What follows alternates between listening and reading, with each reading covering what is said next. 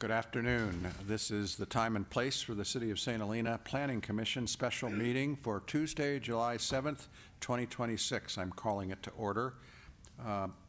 Vice Chair Furtick, would you like to lead us in the Pledge of Allegiance? I pledge allegiance to the flag of the United States of America and to the republic for which it stands, one nation, under God, indivisible, with liberty and justice for all. Thank you very much. Now we should open with the roll call.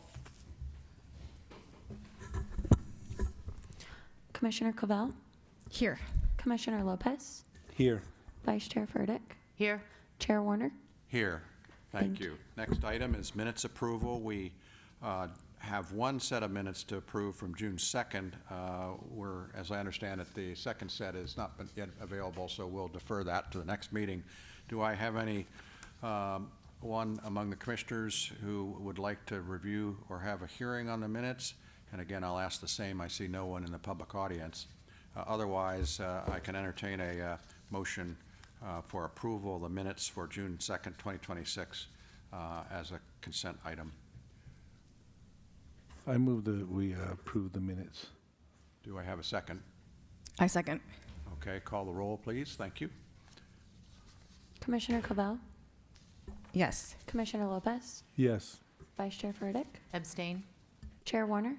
Yes. The motion passes. Now is the time for the public forum. This is an opportunity for the public to address the commission on items of interest to the public that are not listed on the agenda. Because of restrictions imposed by the Brown Act, the commission may not engage in discussion nor take action on matters not described on the agenda. The time limit for such public forum comments is 4 minutes. I'm going to ask if there's anyone who would like to address the commission in the public forum. Seeing none in the audience, I think we can close this item and move on to our 2 public hearings items for today. And I do refer to, this is a special meeting, and we are here because the City Council is going to have its special meeting at 6 o'clock, and they certainly would like to have us finish up today if we can in due time. So first item is a public hearing, agenda item 5.1. Do we have a short presentation? Thank you, Chair. I'll go ahead and turn this over to Assistant Planner Natalie Breesy to give a very brief overview of this continued item. Thank you, Director Mikhail. Due to the moving of the meeting to 4 p.m. today instead of 6 p.m., the legal noticing that went out stated that the meeting would start at 6. So due to it being earlier and not later than legally noticed, we have to continue the item to the 21st so that it has the correct noticing allotment. And through the chair, we did notify the applicant and they're aware. Okay. I'd like to open it up for public hearing on this matter. I see no one in the audience available for or interested in a public hearing on this, so I'll bring it back to the full commission for any further discussion or for a motion on the item. Any further discussion? If not, I'll accept a motion for approval. I motion for continuing this item till the date of July 21st, 2026. Do I have a second? I'll second. Could we call the roll, please? Commissioner Covell? Yes. Commissioner Lopez? Yes. Vice Chair Furtick? Yes. Chair Warner? Yes. The motion passes unanimously. Thank you. Now we come to our most prominent item for the hearing today. And again, I want to compliment staff and the director for bringing it to us after some great deliberation. This item 5.2. Do we have a presentation on it? Yes, thank you, Chair Warner. Lisa Mikhail, Community Development Director. This item originally came before the Planning Commission at its June 16th meeting for a study session. We received some great feedback. Staff has diligently been working on the ordinance.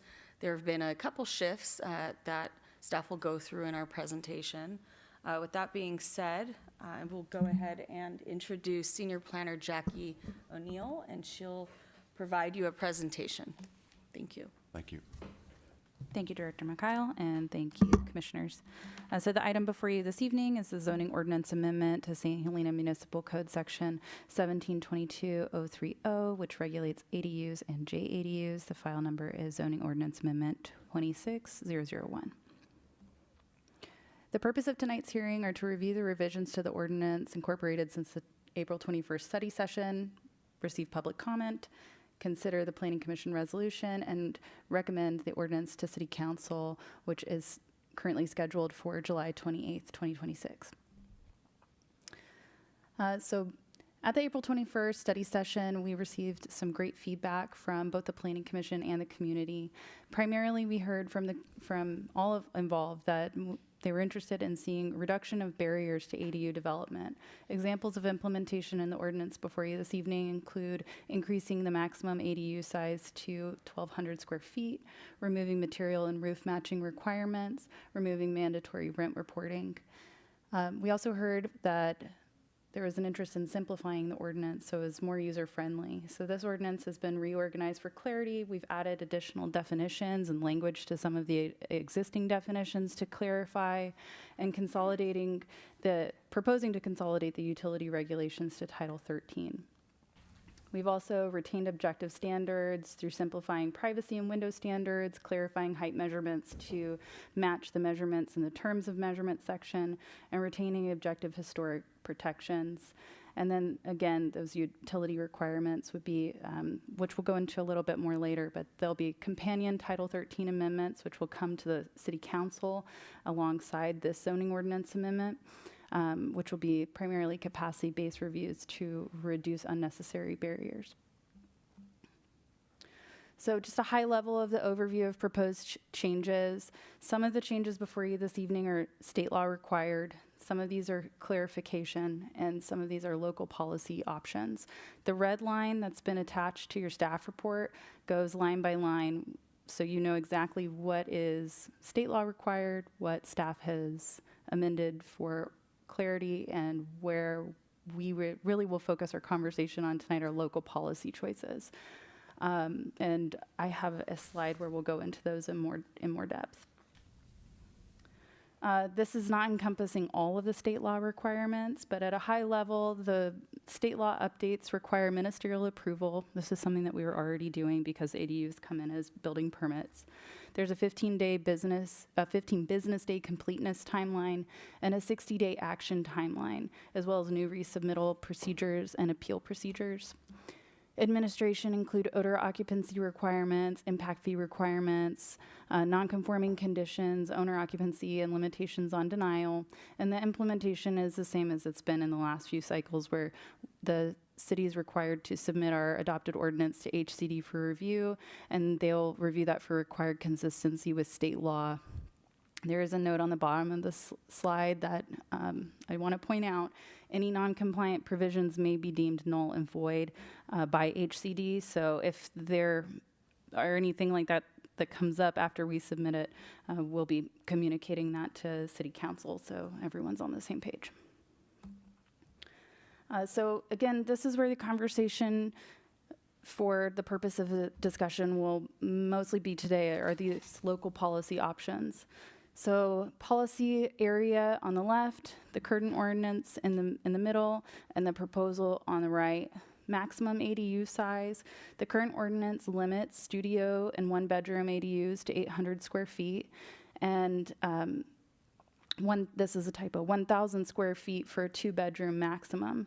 In the proposed ordinance, we've removed the bedroom qualifiers and increased up to the 1,200 square foot maximum, which is allowed by state law.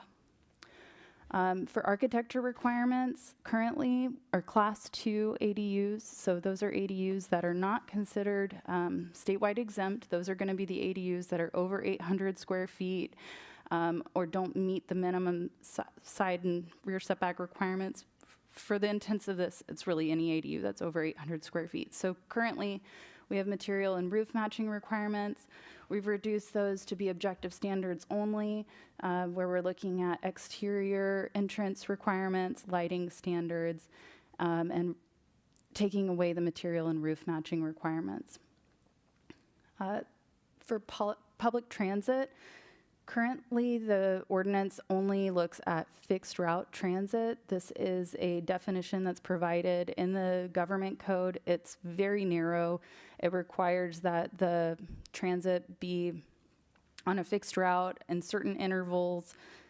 We don't have transit that qualifies, but we do have the Vine shuttle. And what we heard in public feedback was that if we could expand our definition to include microtransit, people would benefit because they would be allowed to have reduced parking requirements and would be able to take advantage of the increased height opportunities.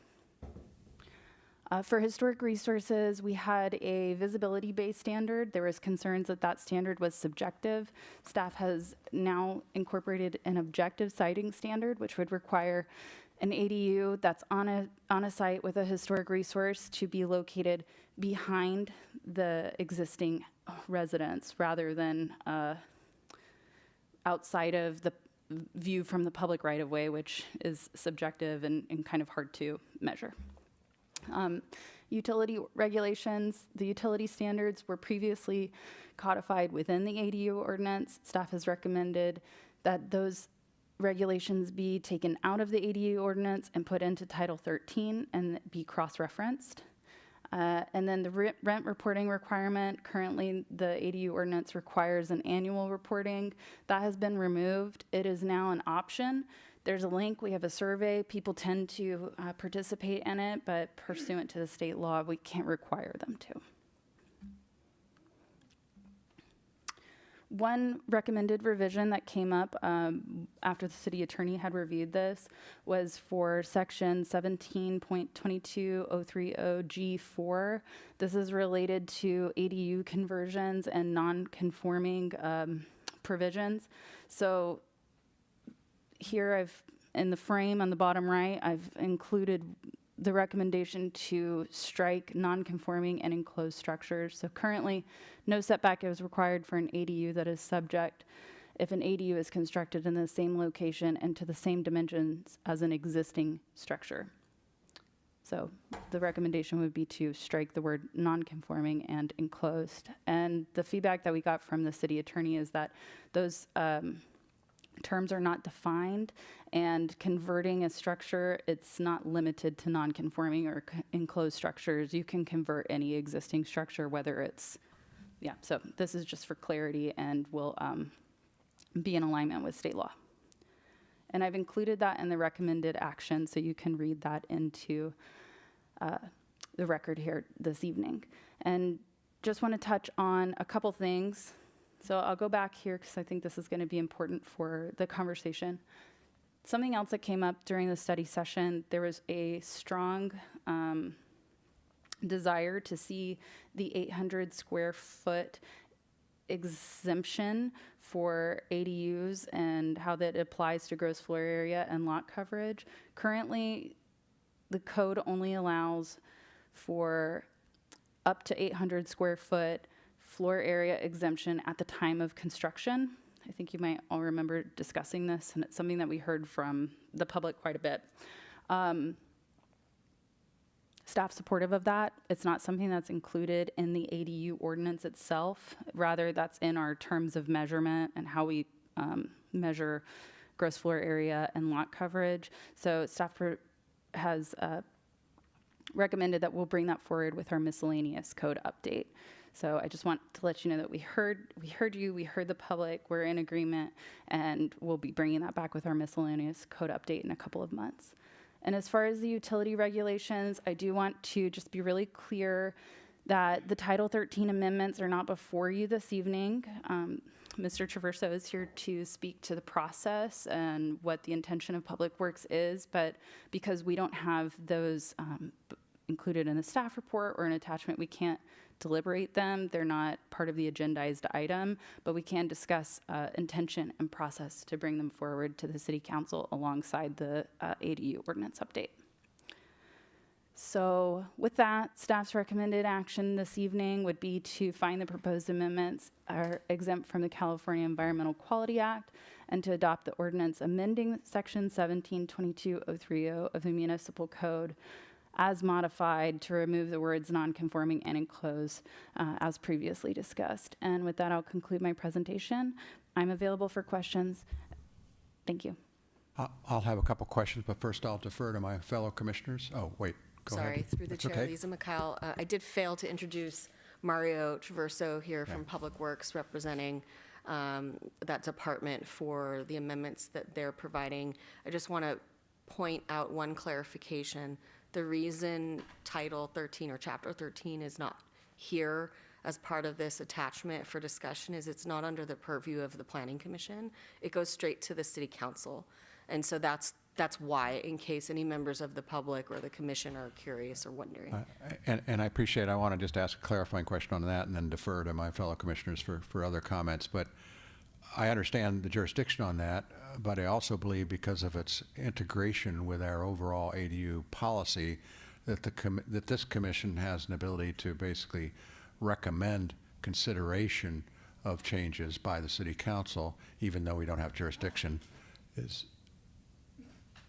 that appropriate for us? Yes. Can we So do that what as we part of did- our formal recommendation? What we did do to address this was we provided an extra memo. So there's a memo in here describing the intention, the policy decision, and you can certainly provide in your recommendation support of the policy decision for utilities. Very good, thank you. I'll defer to my fellow commissioners for clarifying questions. I do have a couple of my own, but first to my fellow commissioners. Any questions, clarifications? I have a few.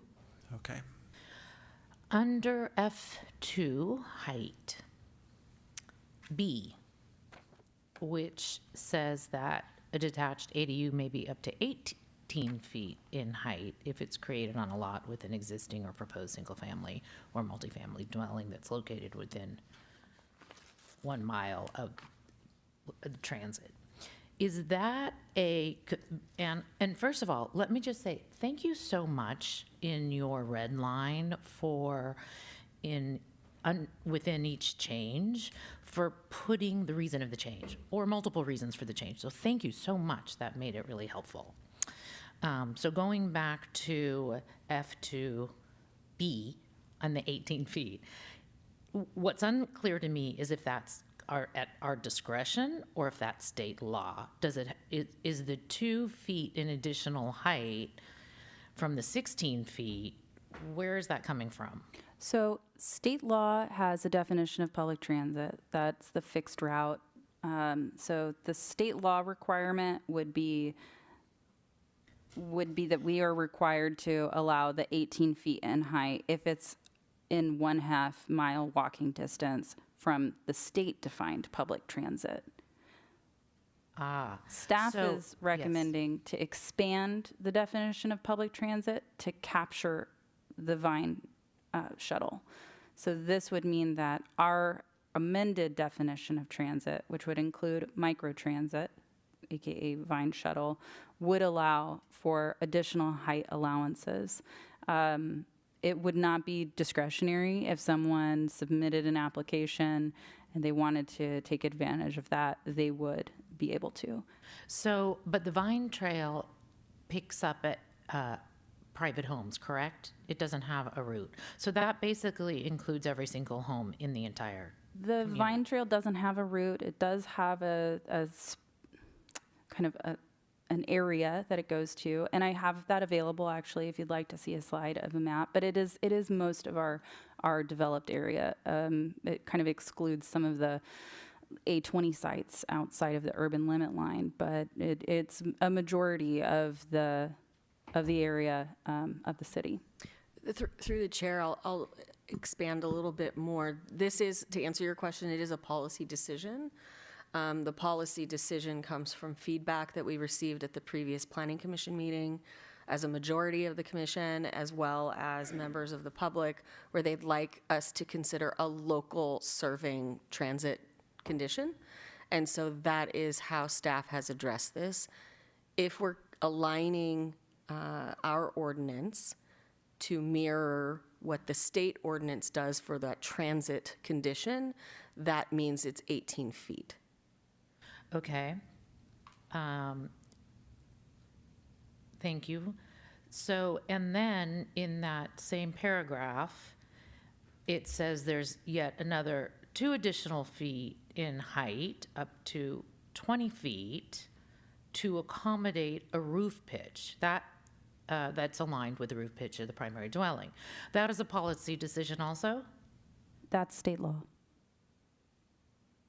So state law allows up to a maximum of 20 feet just to match any home's roof pitch?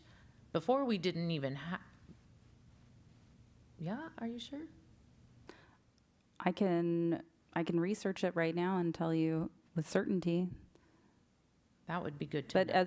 if you notice that's not a new language that's been added, that's part of our code that was there previously. So this is part of the state law requirement. The only thing that we've changed about this is our definition of public transit to include microtransit. Everything else here is from the state law and is using the state definition of public transit, Gotcha. which is defined in section 21155 of the Public Resources Code. Okay, so we're just changing the definition of what transit is as a policy That's correct. decision.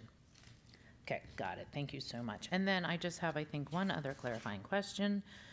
Can you define sanitation facilities? Maybe Mario, you can do this. So under owner occupancy, under JADUs, this is just, again, for my clarification.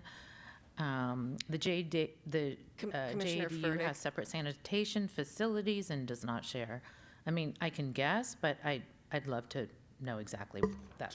Can you assist us with the location that you're looking at? Yes. That was this- very helpful for us. Yes, this is it's still in section F, 7, B, 2A. I got it. This doesn't have page numbers, so I can't help you with page numbers. I think it just means the JDU has a separate toilet. Yeah, so if you'll see under, So is it under just, definitions, so this is section C, 5, JADUs, means a residential dwelling unit that satisfies all of the following, includes separate sanitation facilities or shared sanitation facilities with an existing or proposed single-family structure.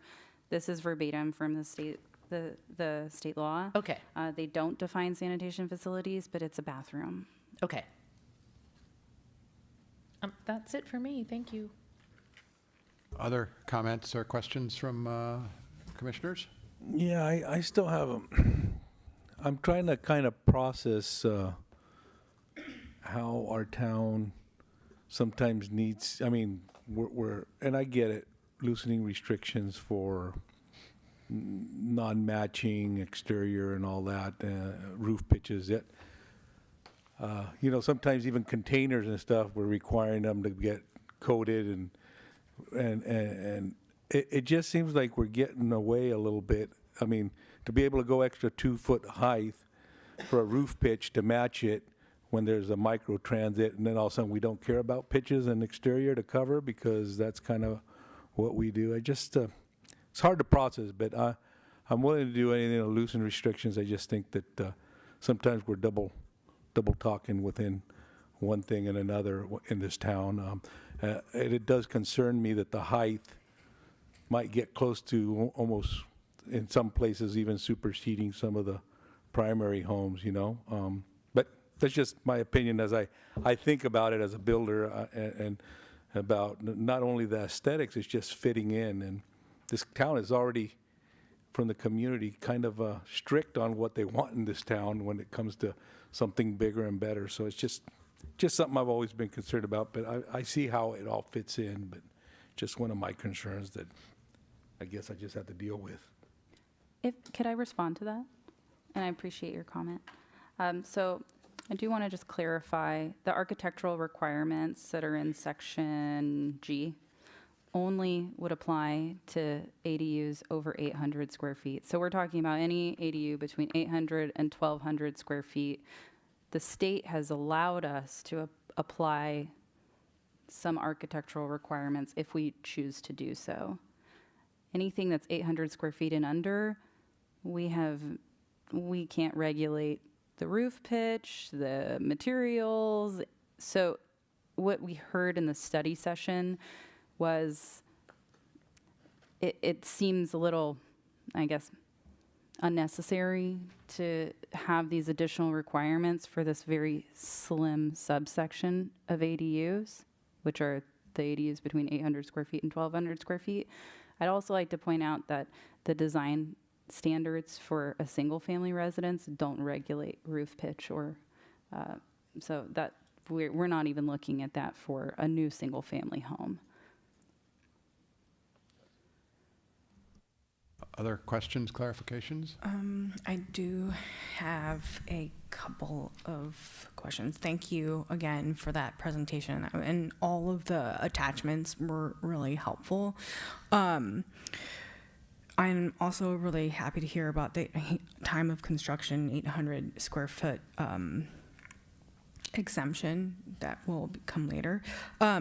Also like seeing that as it deals with the short-term rental, that it says in here for renting, because I think that was one of the questions about, all these ADUs being then put up for short-term rental, is that you can't rent it for less than 30 days, which would be like the short-term rental. Sorry, I had it up. I don't know if you need the locate. Let's see. It's number 4 under F. F4 says rental term, no ADU or JDU may be rented for a term that is shorter than 30 days, which basically kind of helps with, I think, what people were saying in the STRs. I think a lot of people were saying, like, I just noticed that. I'm not sure if that was always there or not, but I guess my question is, and this relates to square footage, and I wrote it down, GB, let me say GB, EFG, sorry, I feel like this is really loud. Let me find it, GB. An attached ADU that is created, an attached ADU that is created on a lot with an existing primary dwelling is further limited to 50% of the floor area of the existing primary dwelling. So if it's attached, and so I'm trying to get this clear in my head. So if it's detached, you can do up to 1,200 square feet. There's no 50% restriction.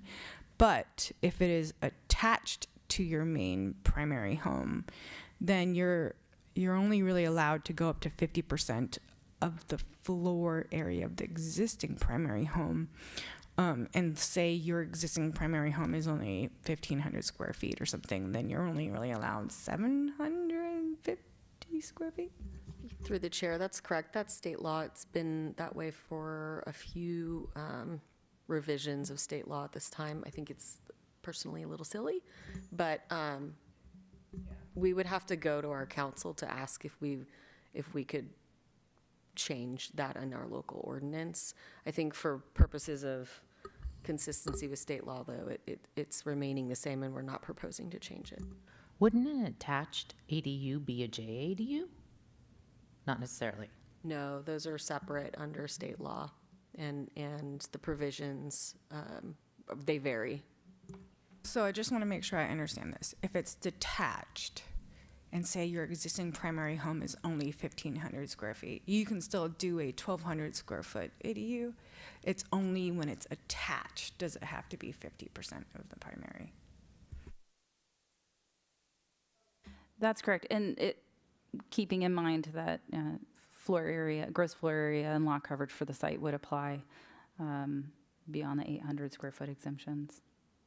But to be clear, if I hear you correctly, is that the state law does not prohibit revising that 50%. It's just that you all have proposed this to be consistent with what the state law says. Is that correct? That's correct. I would say that if the commission, as a majority, were interested, you could build that into your recommendation between now and going to the city council. We could amend that language if the legal review agrees. And just to clarify, we don't have to wait for city council. If we were to propose tonight to adopt the ordinance with that revision, that could go to city council subject to legal review. Correct, if it was part of your motion, right. yes, to allow 1,200 square feet if you, Are attached. Okay, I just wanted to clarify that. I'm not saying I support that, but I wanted to clarify because that was, I think, a question that Commissioner Cavell was getting at. Yes. And then I have another question that I just want to make sure I'm understanding this correctly. So the 800 square foot ADUs, for the setbacks, it's really a 4-foot setback from any setback. It's just when you go up above 800 square feet, does the front yard setback of that zoning district apply? So most medium density residential properties here are 20 in the front, right? Something like that. That's right. So an ADU that is larger than 800 would have to be set back. But if you wanted to, state law is allowing you to do an 800 square foot setback in your, or 800 square foot ADU in your front yard up to 4 feet of the property line, as long as it's under 800 square feet. My understanding is that state law doesn't regulate the front setback whatsoever for those class 1 ADUs. So any ADU up to 800 square feet, the only regulation is a 4-foot side and a 4-foot rear setback. We don't have any ability to apply a front setback to the class 1 ADUs. Okay. I want to supplement that professionally across the planning world was a bit shocking, and likely not considering, the majority of the state of California. So it's shocking. We've all had to deal with it and sort of swallow our pride and accept it, but there's nothing that we can do. Yeah, I just wanted to make sure I'm understanding it too, because I am also, I think, I want people to be able to do what they, and people have interesting lots, shapes, and stuff. So I get some people might not have a backyard, and it might be in the front yard. So it is kind of allowing an interesting, look. I know I want to make sure I understand it in that this is not something we have any control over because it is a state requirement. But as far as anything above 800 square feet, we're saying that it would have to conform to the zoning district's front setback. So that seemed like that was an added clarification in this one, because I don't remember that in the last one, but maybe I just missed it last time. That's all of my questions right now. I mean, I guess I would love to hear a little bit more about the Title 13, but I am glad I read it and I understand, separating it. And I also appreciate the direction in which it's going. So, being that I don't have a purview, but I can say that I am happy to hear that. Thank you. I've got a couple of clarification questions as well, kind of building off of the fellow commissioners. On the definition of public transit, I read that as including ride-sharing services. Am I correct? Because ride-sharing services are publicly regulated services. And you have demand responsive there, which ride-sharing is. I wanted to be sure that that's your intent, that ride-sharing services are included in the definition of public transit. Well, ride-sharing services are paid by the individual, so do they qualify as public? Well, buses are paid for. You pay for a ticket for a bus. You pay for a ticket for microtransit. I just want to get clarification of whether the intent is to include ride-sharing, and then I can discuss whether I would recommend that we add ride-sharing. When you say ride sharing, do you mean things like Uber and Yes. Lyft? I would say that this definition is not, because this says door-to-door flexible route services operated by or on the behalf of a public a public agency. Do we have the authority to expand it to include ride sharing? Because other than being a public transit agency, ride sharing is regulated by the California Public Utilities Commission, is publicly available, and therefore it is it's demand responsive form of transit that's widely used, and particularly in areas where things such as Vine transit and fixed transit and even the micro services are not as widely available, particularly in rural areas. But what is the staff's recommendation? My recommendation would be that that's kind of going outside of the purview. Transit is really something that's like encompassing greenhouse gas reduction also.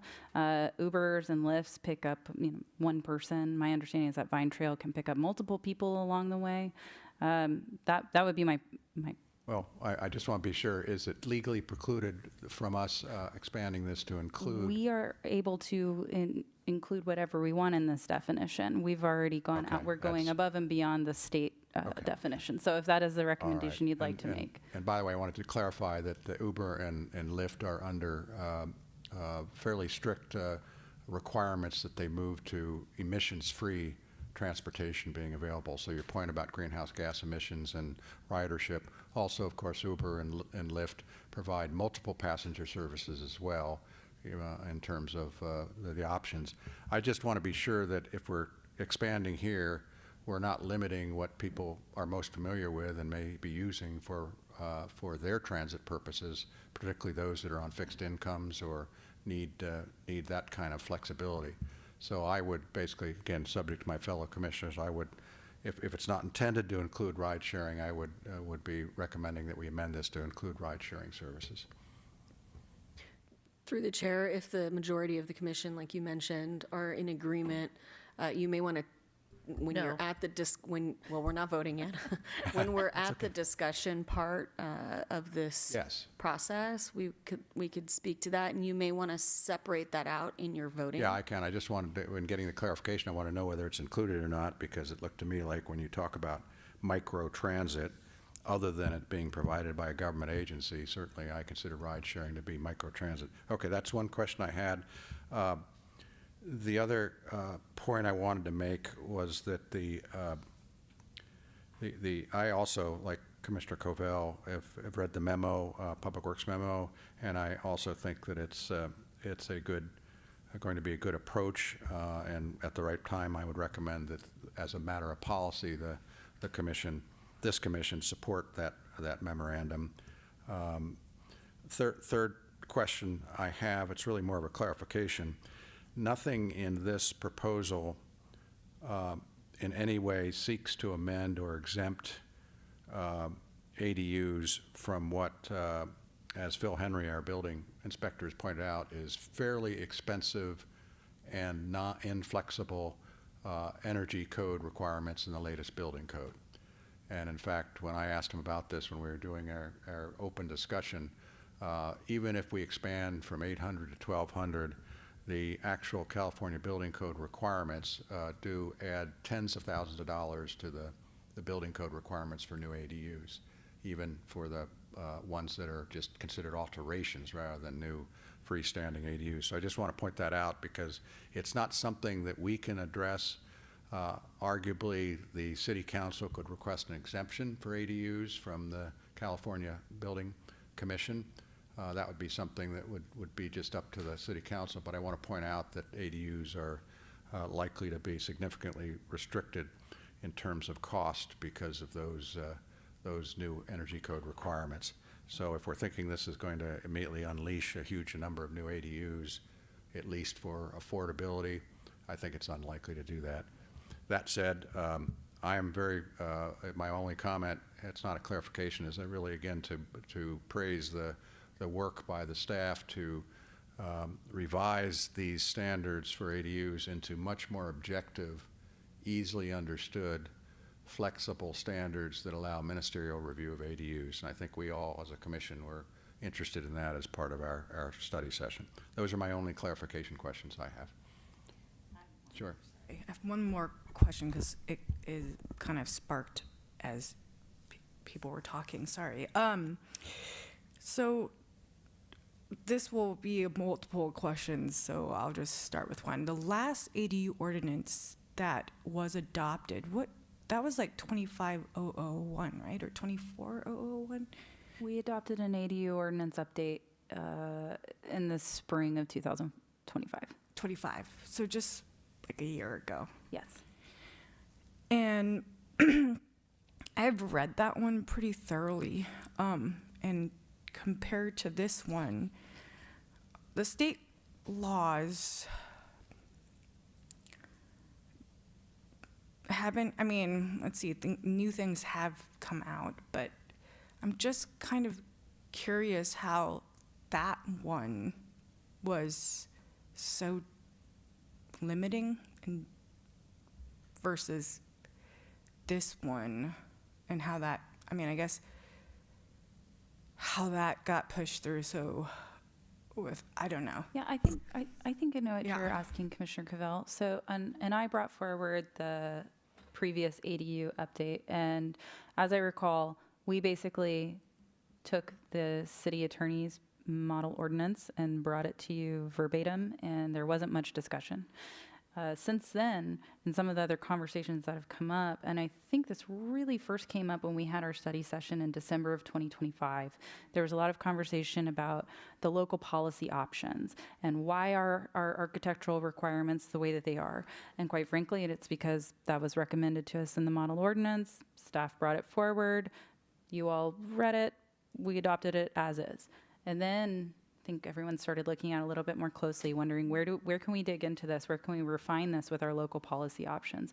So staff, in response to your concerns at the 2025 December study session about our zoning code as a whole, wanted to look into this and dive into this in more detail and make sure that we brought forward not just a model ordinance that's prepared by an attorney, they do great work, but looking at it in the context of our community as a whole. And having been there at that time, that's exactly right. We were simply updating the ordinance for existing state law requirements at that time. It was not a policy discussion. And since then, we've had the policy discussion of our local policy options, and here is what we have today. Thank you for that. I was just trying to figure out, I mean, that, I didn't know it was a model ordinance, but that's, also, I just want to bring up on the draft ordinance, I think it was towards the end, it was talking about, let's see, let me find the original. It was about existing buildings that were done before like a certain day of 2020 and like getting them approved via like, as long as it didn't breach public health and safety. I think that's a new state law, like AB 2533 or something like that. I don't know what the exact number of the assembly bill is. This is something that was in at least the previous update. So state law has mandated that unpermitted structures that were constructed before 2020 can be legalized into an ADU, and that the city is very limited in the corrections that we can require, and then it cites a certain part of the health and safety code. So the building official would be very limited in what kind of corrections they could require whenever an applicant is legalizing something existing. So I'm actually going through one of these projects through the Napa County, but I think it's 2533, don't quote me, too many numbers. I'm curious to know if people were to come forth permitting and legalizing their ADUs, would that be in a way counted to help housing units or no? I don't know how that works. They would be counted towards RENA. Just a question, thank you. Through the chair, any new unit is just that. It's a new unit, and it's added to our annual counts for units that you see in the annual reports. So if you had a barn and you turned it in and it was unpermitted and you created an ADU out of it, that would count as a new unit. If you had an existing non-habitable structure or non-housing unit, same thing. Just to clarify, if you have what amounts to a guest house or a separate unit or garage or whatever. What you're saying is if you basically wanted to turn that into an ADU, you would need to come in with a new ADU application? No, this was saying that if it was already constructed and built before 2020, the state has a new AB, I think it's 2533, that allows people to apply and legalize their Okay. illegal, non-permitted ADU or JDU, and then officially have that for their property to be used legally. And so it's already built. And as long as it doesn't break public health and safety. Right, got it. Okay, thank you. Any other comments or questions? If not, we could. I just have one more go ahead. clarifying question, I'm sorry. Under rent reporting, I don't remember us talking that much about that, so I'm wondering who is that coming from? Who's objecting or finding that it's a barrier to developing an ADU, the rent reporting requirements? It's just not a part of the state law. So we were requiring this rent reporting as a mandatory requirement in order for the building permit to be issued. And that's outside of our purview of what we're really allowed to do. So staff still wants this information. And like I said, people tend to still provide it. We've got a great survey that's on the building permit checklist, but it's noted as optional. And So the state, so it's not a policy decision on our part to require? It was a policy decision.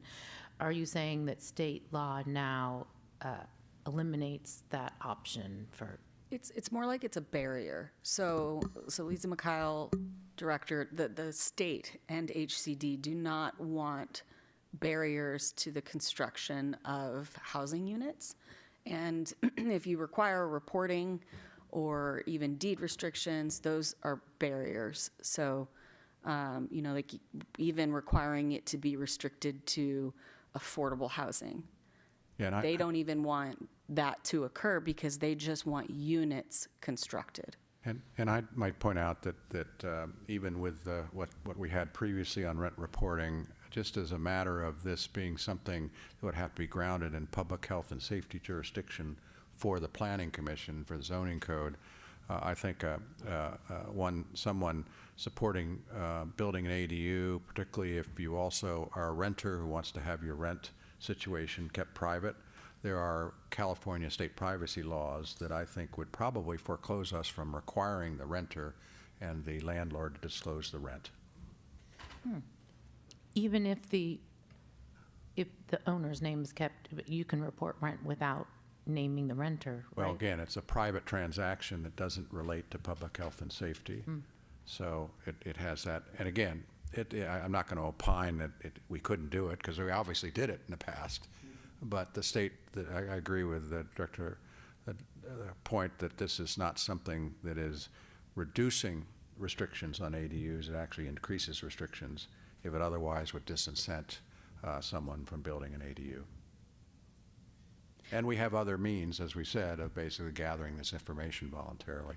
The state's quite sensitive to anything that can be perceived as any type form of barrier. So this would certainly be a red flag for HCD when they're reviewing this, if it was retained. I tend to think that it was something that was a good idea at one point to kind of say, hey, we're going to try to make these guys rent it by requiring them to do it.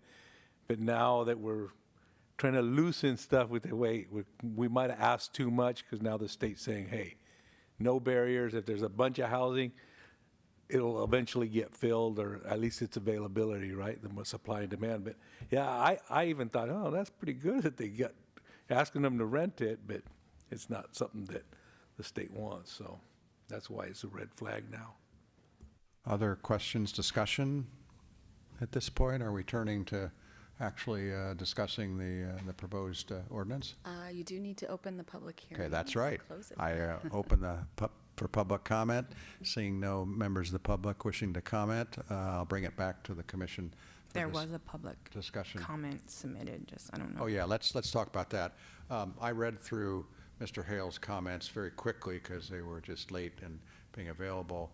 I'm sympathetic to anything that tries to make this more flexible and consistent with policy. I would suggest, because I haven't had enough time to digest his comments, that maybe what the staff does with him is say, okay, you'll evaluate the comments and maybe you can make recommendations when this goes to city council on whether the staff would recommend consideration of any of his comments. That way we don't have to actually necessarily review his comments because it can be something that we've actually said, please staff, provide recommendations to the council once you've had a chance to digest them, unless you've got some recommendations today. Through the chair, I would advise that, any items submitted to the commission are part of the administrative record for you to consider when you're making your motion. That being said, staff has reviewed in detail Mr. Hale's information before coming today. Generally, he was supportive of the amendments. Jackie did actually speak to one of the items that he was noting, which are going to be part of a miscellaneous code amendment. They're not part of the ADU ordinance. And so she did address that. With respect to the attachment that was provided, it was a rewritten ordinance. However, there would be some concerns with that rewritten ordinance. It's not in the typical format of an ordinance code. And I'm most concerned about the rewritten ordinance. I didn't have a chance, even in my skim through, to kind of put it down right next to the draft. I'm always in favor of more simplicity in drafting, but at this point, I'm personally more interested in moving this forward to approval based on all the good work the staff's done. So I would not recommend adopting his rewritten ordinance, and I appreciate that some of his substantive comments have already been addressed. Yeah, I will say I did do side by side. What I will say is that it was a really nice effort for what a strategy could be around how we as a community want to look at ADUs. So it was more of a strategy-based document with some codifications built into it. What we can do at a staff level is certainly look at some of the ideas that came through that when we're looking at housing strategies for the community. That's helpful, thank you. I only have one proposed change, which I suspect, listening to my fellow commissioners, may not be adopted, but I do think it's important to note, and that is that I would propose that the definition of public transit include ride-sharing agencies regulated by the California Public Utilities Commission. Just one clarification? Yes. Are you closing the public hearing? Yes, Okay. I thought I did, but yes. Public hearing is closed, bring it back to the commission, and that's my one change. I know we've talked about the height issue, and if there's any changes on that, but I open it up to my fellow commissioners for discussion and potentially a vote if there are any changes. So I'll piggyback on that if that's okay.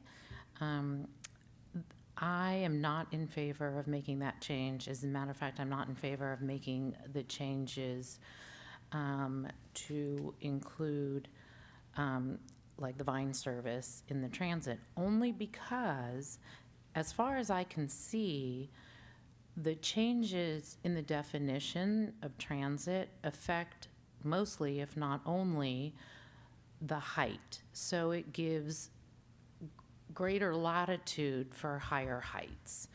I don't see how higher heights, not having, and so I'm thinking of the balance between the need to be as flexible and remove barriers to ADU development and neighbors, because they're affected greatly by an additional structure on a property, especially with some of the small lots that we have here in town.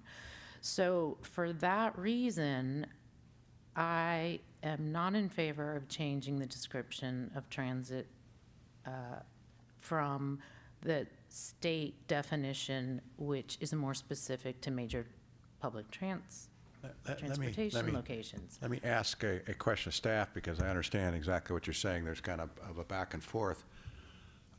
I'll ask staff, could we not restrict the application of the additional definition of public transit such that the application in terms of ADUs does not apply to the state permission for higher height? In other words, we ourselves would adopt the additional public transit definitions, but they would not be applicable the way the state statute is to the height limitation. Only the state requirement of public transit would allow the higher 2 feet in height. And I'm asking staff for that clarification, if we could do that. Sorry, through the chair, I believe that the purpose of identifying a transit, a local transit area is to accommodate additional provisions for ADUs. But we So would still no be more- doing that, right? We would still be doing that for all of the ADUs except for the height flexibility. So what I was going to Sure. continue to say was, what would be prudent is going through what are those provisions that are being offered under this local identified public transit system, so that the commission was fully informed when it was making this decision to exclude height or include height. Yeah, and again, I'm trying to kind of work on a compromise here. I would only be asking that the staff approve changes to the ordinance such that the public transit expansion that we're providing, that's in a matter of our policy discussion, the only provision in the state ADU standards that it would not apply to would be the state standards allowing the 2 feet extra height.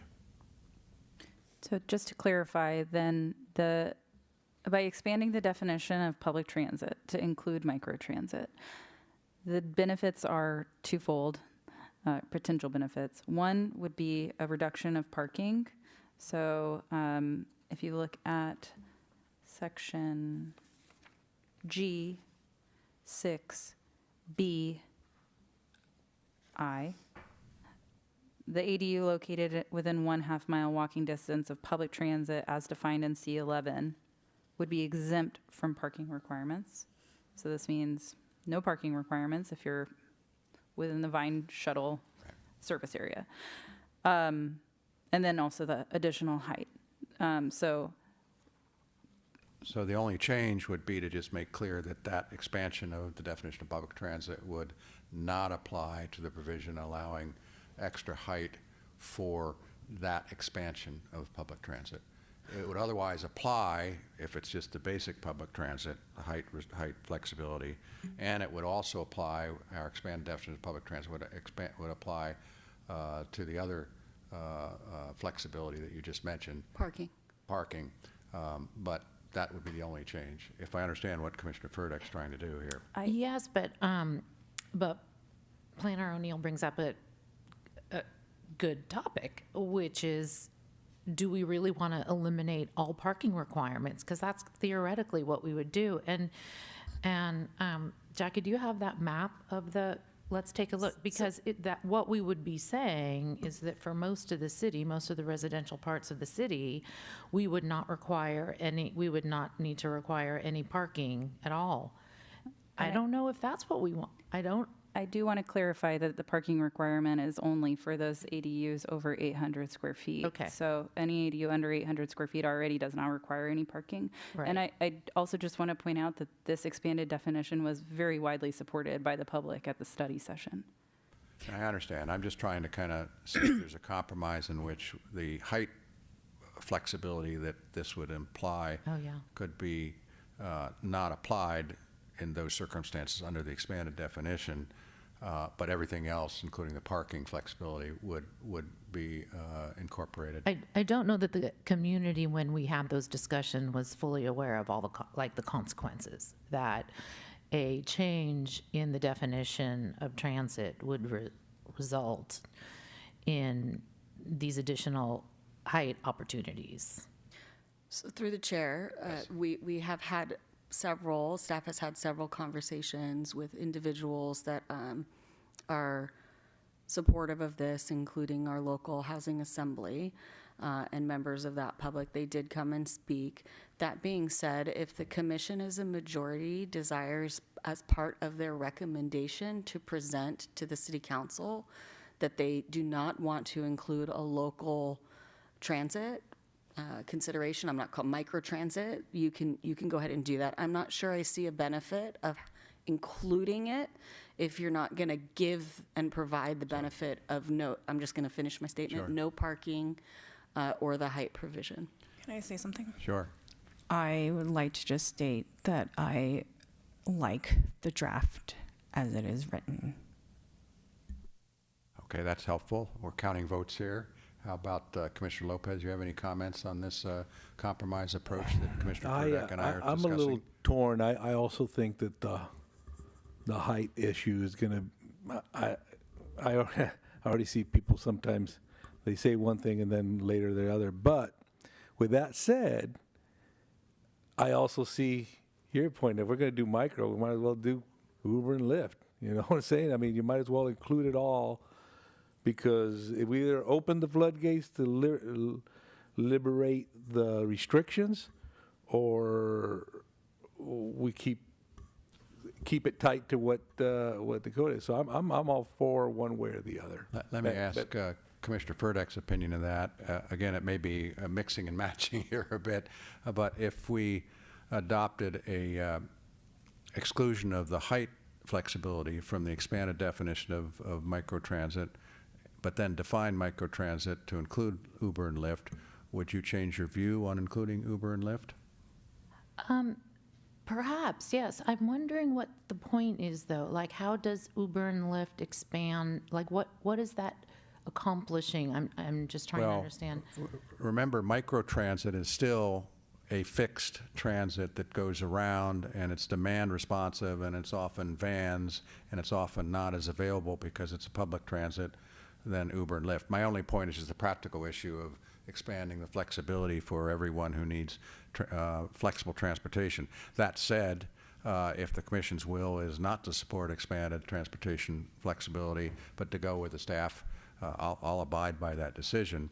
But I did want to mention, you had said you were against expansion to Uber and Lyft because of the height restriction, and what I'm hearing from my fellow commissioners is maybe if the height restriction is added here where the expanded transportation doesn't include the height flexibility, then there might be support for that. I also hear Commissioner Covell saying, and very legitimate, that she likes it just the way it is, just the way it is written.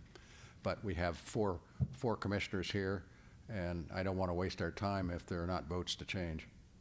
Yes. If I may, I just want to back up a little bit and remind the commission that what was included in the ordinance that's before you all this evening is inclusive of all of the comments received from the majority of the commission at the study session, as well as the public. It is what has been, it has been posted for the public. And as we remember during the study session, there were quite a lot of people in attendance. We're not seeing a lot of people in attendance today. That being said, again, it's at the pleasure of the commission, but we're looking at this from the community's perspective. I understand, but per Commissioner Furbeck's point, I don't think the community has been presented with A, the issue on height, or B, the issue on expanding shared transportation as it might relate to the definition of public transit. So I'm going to basically say I understand that we've had community input, but I also understand that I don't believe that community input is considered at this level of detail. But I'll just defer to my fellow commissioners. I also believe that most of the people that we heard from in the work study session were practitioners. They were people in architecture and building, and again, not neighbors who were considering and their input was terrific. However, to Commissioner Warner's point, I don't think the public is clear on the implications and has weighed in on that. I would like to just add, I remember, Vice Chair Burdick, you brought up height in one of the study sessions. last time, and Commissioner Autumn Anderson said that it's subjective. You're not guaranteed your view. You're not that something to that something about She said, correct, a homeowner does not have a right to its view. to view. I disagree, but that's okay. And I so- think when there's a compromise that can be made between encouraging ADU development and neighborhood, the impact on a neighbor's piece of property and their quality of life, I think that we can do both. I mean, if we were to say 18 is too much over 16, just think of all the people with 40-foot buildings that are going up in their backyard. So that's, I mean, I don't think that's before us. I'm really curious, Commissioner Lopez, how high is this ceiling, do you think? You're you know these things. It almost looks like probably, I'd say like 16 feet to the bottom of the beam, probably about 20 going to the indentation. So, I mean, I agree. I almost say, you know, if we're going to lose the restrictions, we might as well just go and include, like I said, the whole town to benefit from being able to do ADUs with no parking and unlimited height restriction. Because then if we just use the micro, we are excluding the little outskirts. And hey, if they're going to raise, and I agree that, how can I say, loosen up the restrictions and hope for the best. But I also think that I've heard enough throughout the year and a half about, oh, this is blocking my view and this and that, and I don't know. It's One just- more perspective. I wonder if the state initiated that law because in major transit stops and areas, there's often public parking, which is something that we just don't have in this town. So I'm also, you know, I'm weighing the intention overall that has to be applied to every single place in California. And again, most of those places, I think the intention, just like the new law, oh gosh, I can't remember what it is, but it's yet another step in encouraging development, housing near transit centers. And the theory behind that is that it's, you know, easy to get around. It's easy for someone to access transit, but there's also usually parking centers in those areas. And that's just something this community doesn't have. So I think we have what amounts to what I call a virtual straw vote here that we have had, and I can tell you, Commissioner Furtick, I'm sympathetic to all the views of the commissioners on this one, and I think the two positions are keep the existing draft the way it is. I think Commissioner Covell has made a very good point about that, and the other is to basically expand the definition of public transit, include ride sharing, but make clear that the expansion of the definition of public transit does not allow the extra height. And that I think are the 2 points of view. Commissioner Lopez, you look quizzical on that. You know, I just think that if we add, you know, I think everybody should benefit. I mean, I'm trying to think about how Commissioner Covell said, you know, if you build it to the front of the unit, imagine having a higher roof pitch, you know, or a higher height, right? There's very odd shaped places and stuff, but you know, if we're talking about loosening restrictions, maybe we have to trust the community; they'll do the right thing. But I would definitely, if we're going to add already like the Vine Trail, I think we should add Uber and Lyft to just free it up a little more. Why not have a little more freedom than less? You know. Maybe just to put this again on the straw vote, so maybe there is a third option, and Commissioner Furtick, I appreciate your point of view on this, but I think Commissioner Covell, because I hear Commissioner Furtick would not support Uber and Lyft, Commissioner Covell, you become the deciding vote on whether we would expand to ride sharing without restricting the height. Do you have any point of view on that?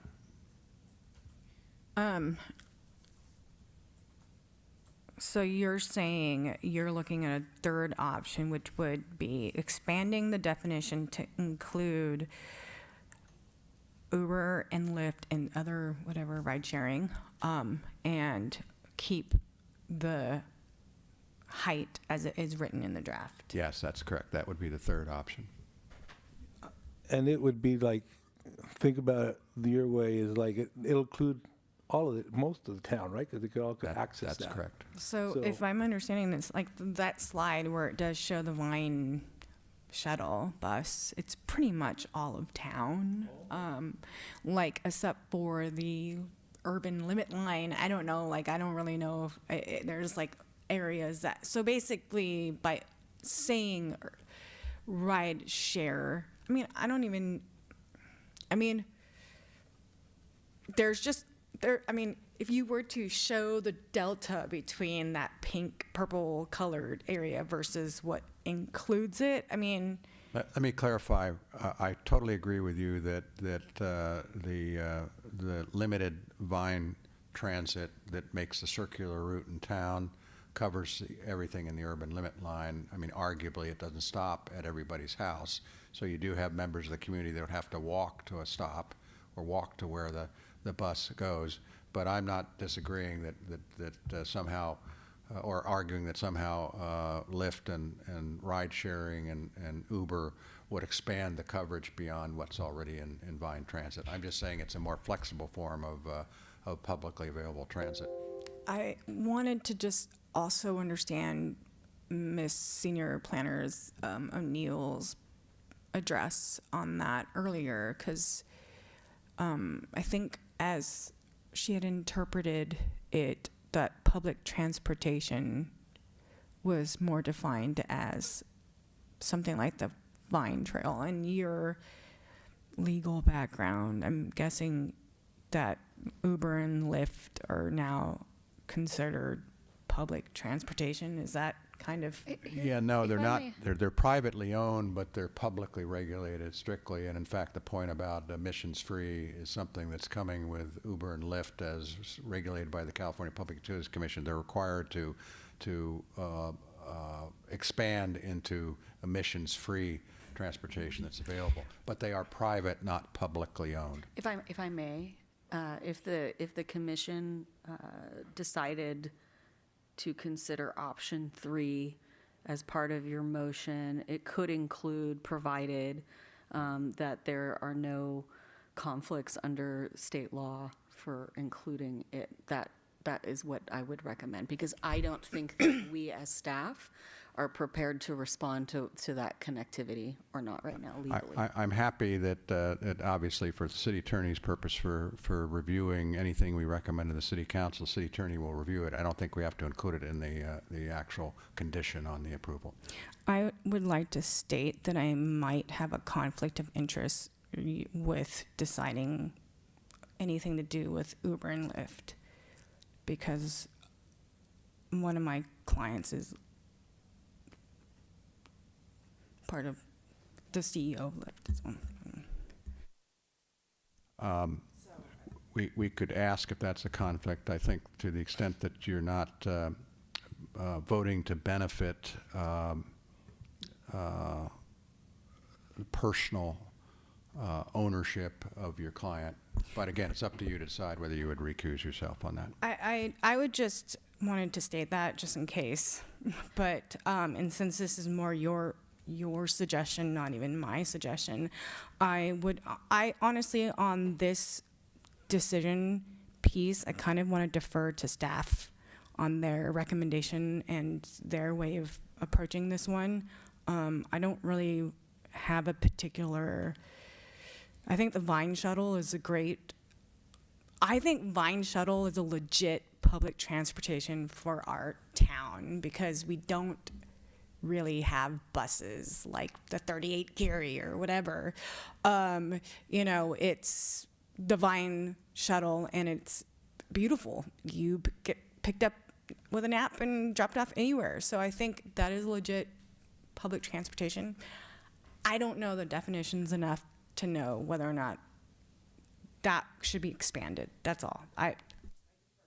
Through the chair, I think that it's certainly creative and puts the city at the forefront of being innovative in how it wants to look at transportation and inclusivity for the development of housing throughout our city here, considering we don't necessarily meet what those minimum requirements are under the state law.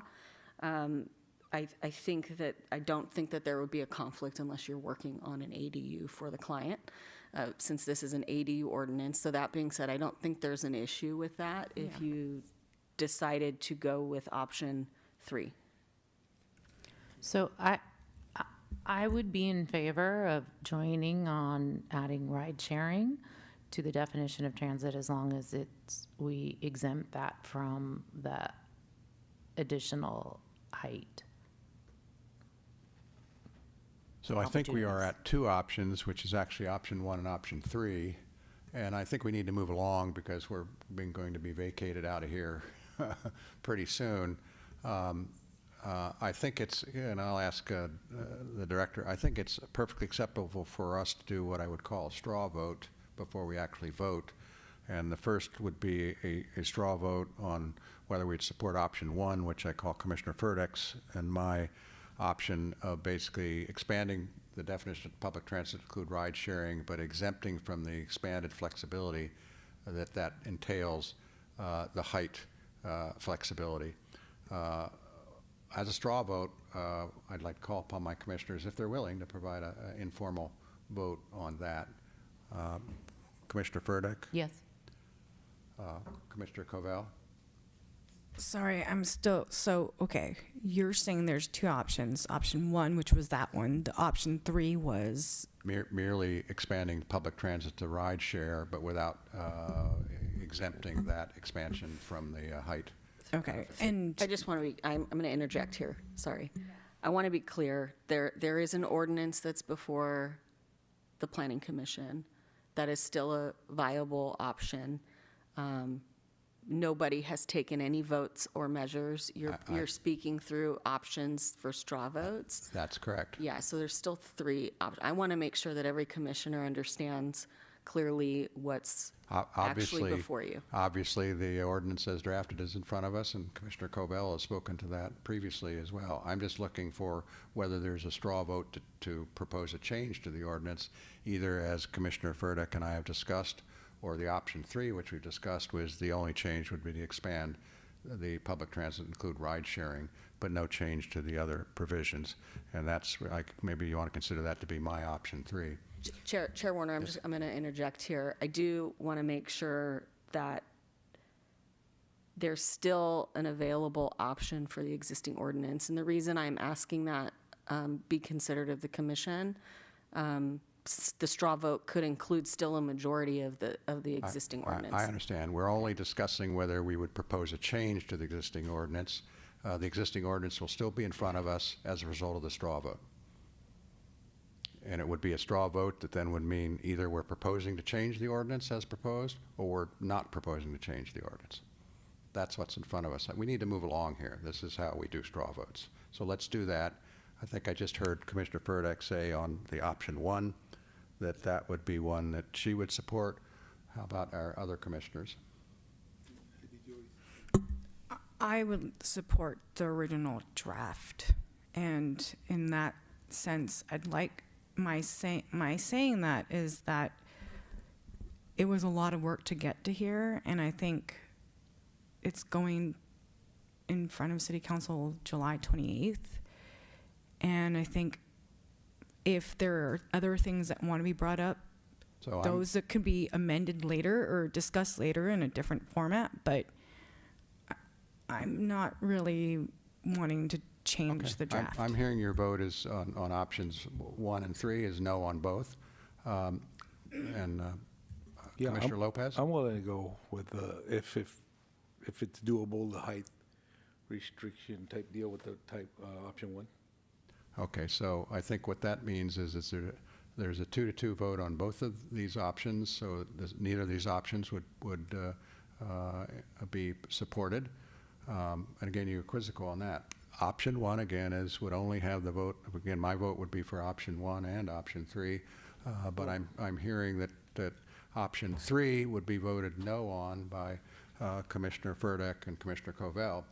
because again, Commissioner Covell's made this very clear. She'd like to go more preferably with the existing draft. So I'm going to read the straw votes as meaning no changes. And if that's okay, unless Commissioner Furtick, you would like a formal vote, I'm to move this along. I'm going to suggest that our straw vote indicates there's no support for either option to change the ordinance.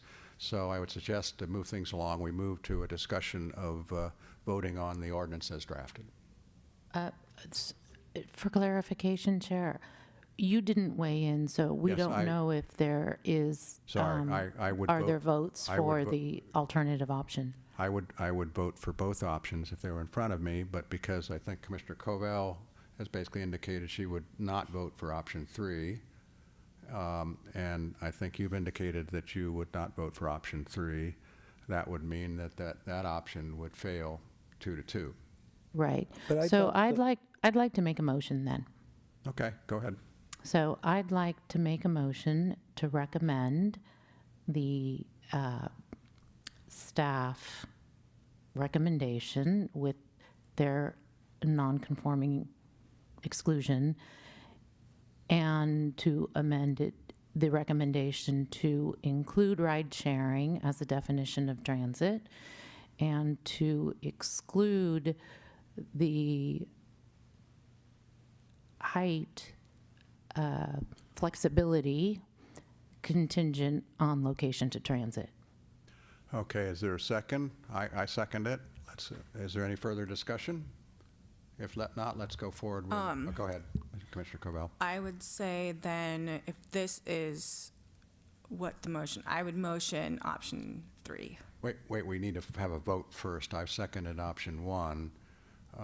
Let's have a vote on that, and then we can move to option 3. I thought we can have 2 motions. I'm going to try and assist here. All right. Okay. There's one motion on the floor right now. It's a motion that was mentioned by Commissioner Furtick and seconded Seconded. by Chair Warner, and that is an amended option 1, for lack of a better way to describe that. It is not moving the current ordinance forward, and it is not moving an ordinance with just the ride share forward. It is moving our ordinance, removing height from the microtransit provision, and the 18-foot height limit, and it is including the ability to have ride sharing be included in that microtransit. I gotta make sure I correct, because that's not what I heard Commissioner Furtick said. I think I heard her say that let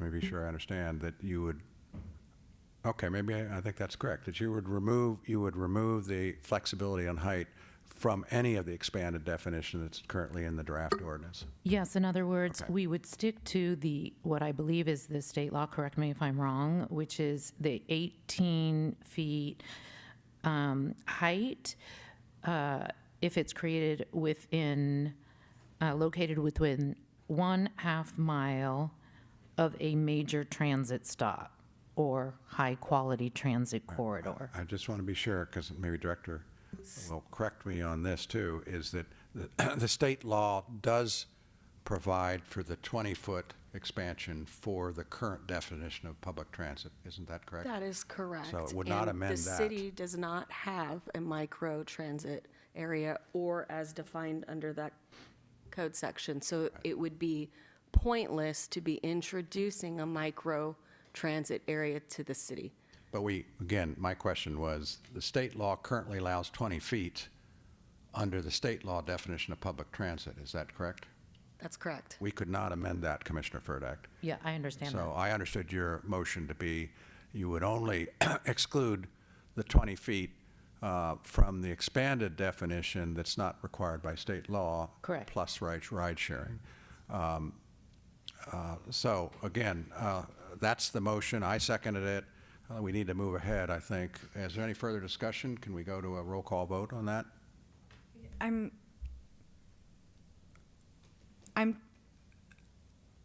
a little lost in this motion. And quite honestly, I need like a diagram here. So the motion is to adopt the ordinance as recommended with that orange part.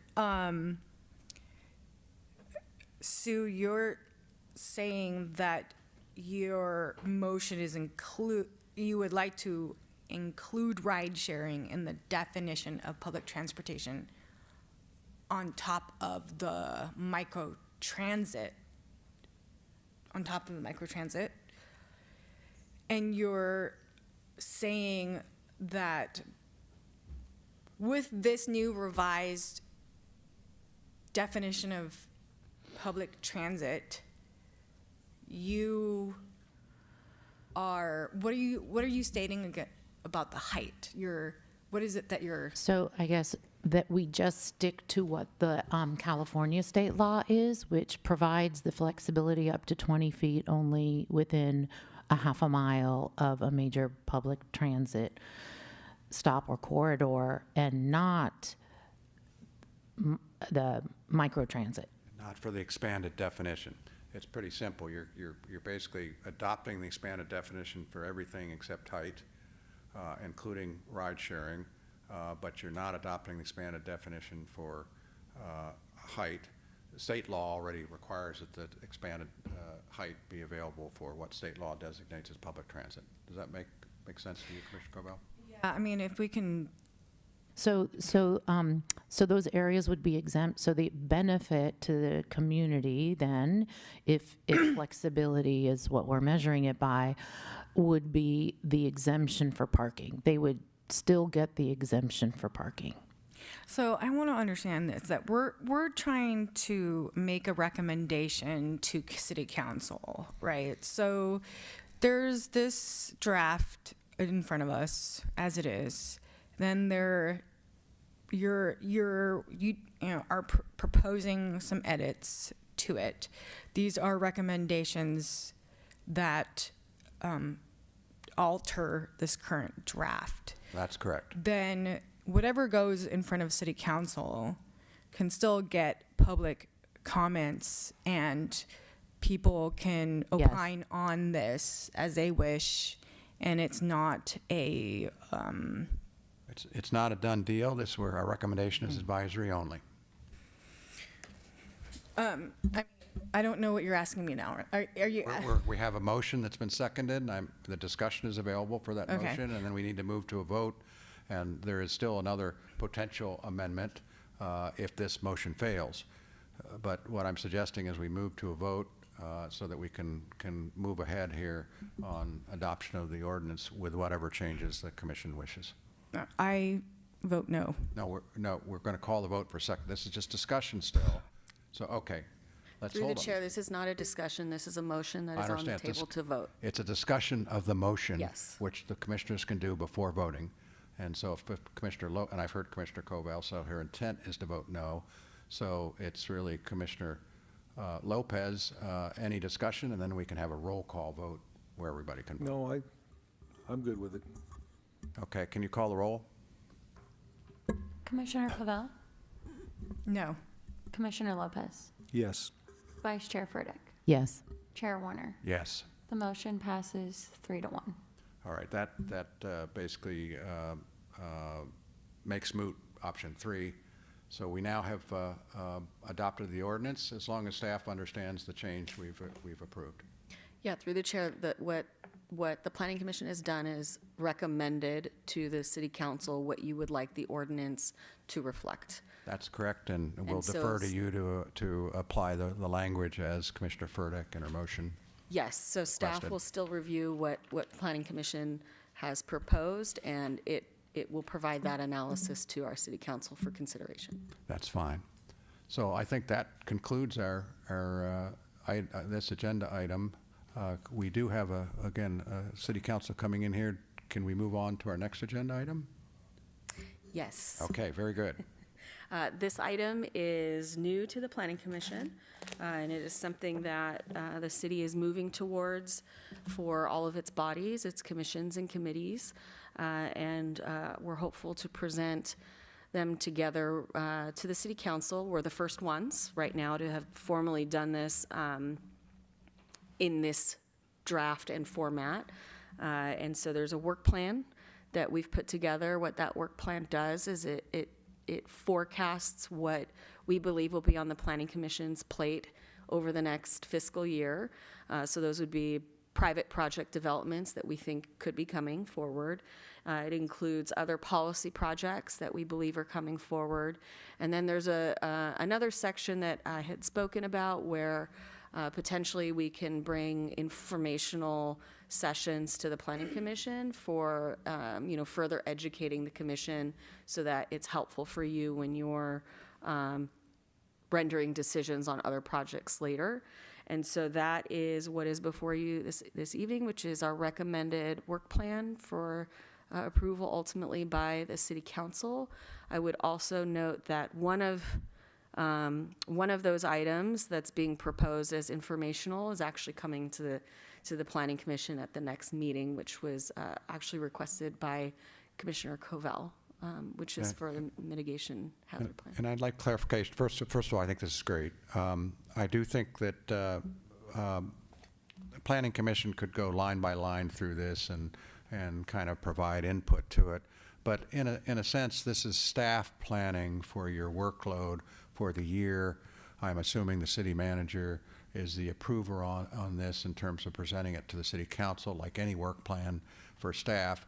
I just want to be sure our role here is to make suggestions. This is also a living document. This is not something that basically all of a sudden gets set in stone. Things change as you go through the year on work that comes in front of you. So this isn't necessarily something that is bound by what we recommend in terms of changes or edits. This is something that is your document in terms of work plan. I think it seems to me to be more informational for us, but with the discretion that if we want to add things or if we know of work that we would recommend that we provide it. Is that my understanding what the scope of this is? So this is a little bit more than that. This is the Planning Commission's work plan. So this is the work plan that staff is putting together for the commission to understand what its roles and responsibilities will be under its purview for the next 12 months. And within that, we included and added informational sessions. That's kind of an added benefit that wouldn't be necessarily required. How this work plan gets approved is it's the direction from the City Council to our city manager and our directors and each body, so the Planning Commission as well. So who directs us is the city manager and our City Council. So if this, I'm fine with that. Again, to make this easier and more expedited, again, subject to my fellow commissioners, I don't have the ability in one session in 15 minutes to basically share and collegially develop a planning commission work plan that has additional details or items. I know Commissioner Covell has had some things that she wants to make sure be part of our work and our scope of work. I just want to be sure that this is made clear that this is a living document subject to changes as we go along through the year by the Planning Commission. If you're asking Planning Commission to adopt it. No, it is not okay, something. Okay, then I'm not ready. I'm gonna Yes. let myself finish. Okay. Sure. It is not it is dynamic. It is not set in stone. It is subject to additional policy projects or private projects that the City Council asks each body to do. So that is how we're set up as a form of government. Right, okay. In that situation, I would basically say that I'm not willing as a planning commission to endorse this as a limited work plan because it really is up to the City Council and to staff to provide a work plan. And if it's not a living document, then I'm not ready to say that this is a permanent 12-month plan that we have endorsed. I want to be clear, Chair Warner. It's a forecasting document of what's coming before the Planning Commission within its purview. And so it's letting you know what you can keep your eye on moving forward online and through other study sessions. Good example is short-term rental, right? So that was one of those. This is a typical thing to have for a body like a commission or a committee. And it's coming from the City Council down to the bodies that are supporting the City Council So again, I am very comfortable with this as a document to go at the current time to City Council, but as far as endorsing the details of it as being a limitation on what the Planning Commission wishes to come before us, I'm not ready to support it in that form. If what we're supporting is a document that's subject to change and subject to, as we go along during the year, to various opinions. And again, I've suggested that I would like to see a comprehensive review. This really stems from Commissioner Covell's suggestion for a zoning code update review, but also the whole issue of objective versus subjective standards. But I don't want to belabor that issue in this commission meeting. But if you're asking me to endorse the plan with no change, I'm going to vote no. But if it's a living document where we can come back and review and amend it, and as things move along, as things come up, we can suggest changes to it, I'm for it. Yeah, it's not a document that is intended to be amended over time throughout the year. It's a forecasting document. If the city council at any time or our city manager directs us to do another item like study objective versus subjective, you don't need to amend this. Does that help? This is not set in stone in that way. I'm uncomfortable because I would like our commissioners to have more time to review and add or subtract to it, and I've gone through it in detail, but we don't have a lot of time at this meeting to have that broad discussion. And in fact, I would want to suggest to my commissioners that there are additions to this, some of which, again, Commissioner Covell has suggested in the past, and other members of the public. I'd also, since no member of the public is here to actually opine and provide comments on the work plan, I think that's a gap as well that the City Council would like to be filled. That said, I understand, but all I'm trying to do is give you the go-ahead to present to City Council as long as it is clear that the Planning Commission is not endorsing it as a restricted document that is not going to be changed. I think I would like more time with this too, and maybe some time to get, questions and clarifications asked, among the staff, so that I thoroughly understand this document and, and if there's something I think we're overlooking or not, be able to weigh in.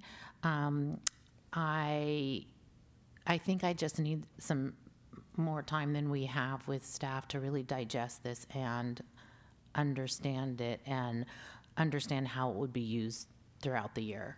Sure, I can assist in addressing some of that if it's helpful. I do want to be mindful of time for our city council.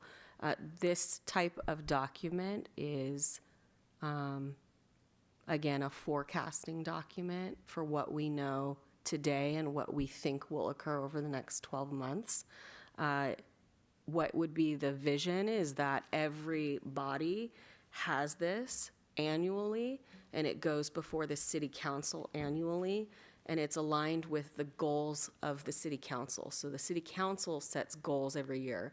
So when they're appointing each body, the purview is part of what's codified and in resolution, as well as consistent with whatever the goals are of the city council. So this is reflective of those goals. They're also not overdoing it. It's what can you achieve in a 12-month period. Sure. So staff is heavily involved in what's put on this because we are a very small team. So, there might be items that are important to the commission, and when we have discussion about that, we'll say, well, we don't think we can do that this year. We'll put it on for the next year's. And that's part of our department's work plan. This is different. This is what do we envision being your core in the next 12 months reviews. So I hope that's helpful. It's not set in stone. No, that's great. I mean, this is great. That we're documenting all this. There obviously is some overlap between what you as a department plan to accomplish and what is in the forecast. So it does, so we drive a little bit of maybe what your priorities are, or as a recommendation for what your priorities are.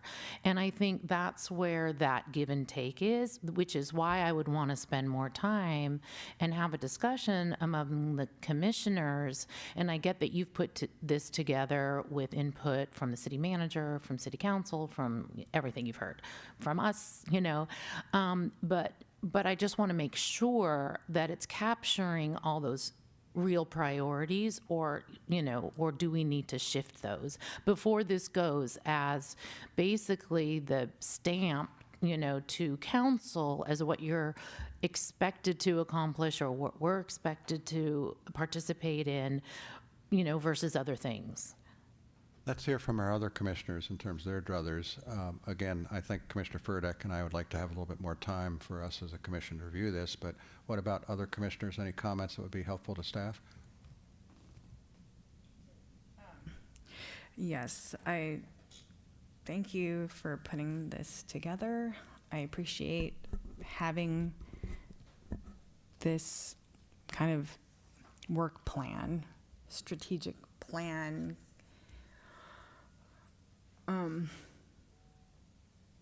Should I wait?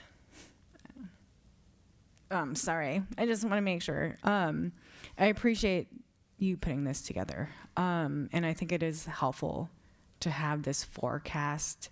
And I really like seeing what we did in the past year. Can't believe it. This is a year for me. I guess one of the things that I wanted to bring up was the adopted PC bylaws. Thank you. I think that was in my original binder that I had received. The other part that I saw was the roles and responsibilities, and now I just clicked through something and I can't find it. But I received this Planning Commissioner handbook from Director DeRosa and the city attorney before, and so it has a lot of roles and responsibilities. I didn't see this referenced. I might have seen it. I want to say maybe I actually did see it referenced. Did I see it referenced? It's the Institute for Local Government. I don't know that it was in the work plan, but it might be in your bylaws. I'm not.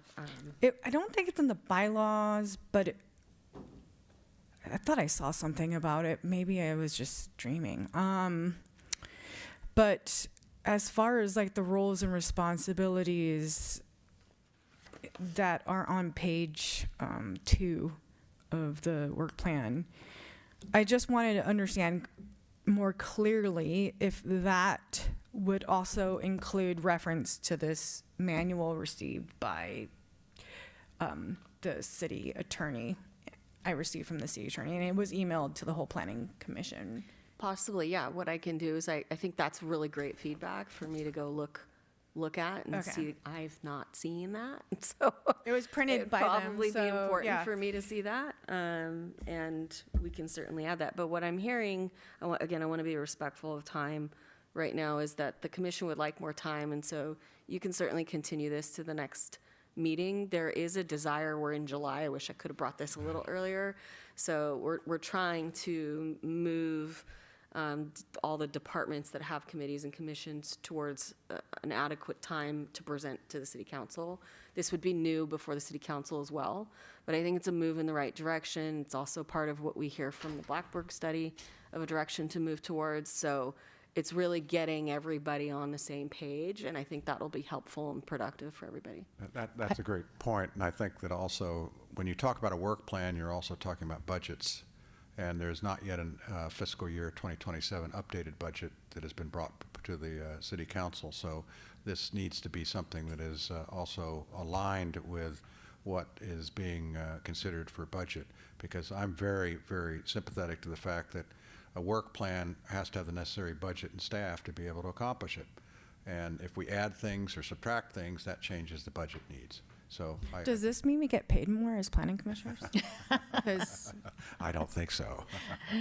All right, this is. Well, I can commit to putting the time against this Me too. in preparation for the next meeting, for sure. Great, thank you. I would advise something that staff did when they were looking at this. It was a really great exercise for staff as well on this process, because you go to the city council goals and policies, or goals that they have set for, this year. And so I would recommend that the planning commission look at that as well as part of your guiding tool. Yeah, very good. Okay, thank you. This has been a good exchange. Les, Commissioner Lopez, you have any comments? I on this? just took a quick peek at it, but I like the layout. I like, a lot of business sometimes that we have to really do is what the city council needs direction on. And I agree, we do got to revisit a lot of the other items that need to be kind of revisited and cleaned up. But I like the layout. I look forward to taking a little more time to look at it. But you did a great job on projects coming up, things coming up. I mean, it's good to see that, and whatever doesn't get handled, we could move it over to the next one. But yeah, we're running out of time. and that's agree. what- Running out of time, I pay credit to staff who put a lot of work into it. Well, I also want to again re-echo what I said earlier about the tremendous amount of work already done on the ADU ordinance. That's a big one. Really compliment you for staff work on that. Same thing with Public Works being willing to kind of look at a shift on that in your memorandum. So that brings us to maybe the last two items where we can do these together. We did scheduled matters, but 7 and 8, reports by staff and agenda forecast. In the interest Anything of to time, I have report? nothing to report. Right. Anything to report by fellow commissioners? Okay, that brings me to what used to be John Pont's favorite part of the evening, and that is adjournment. We are adjourned. Thank you. Great work.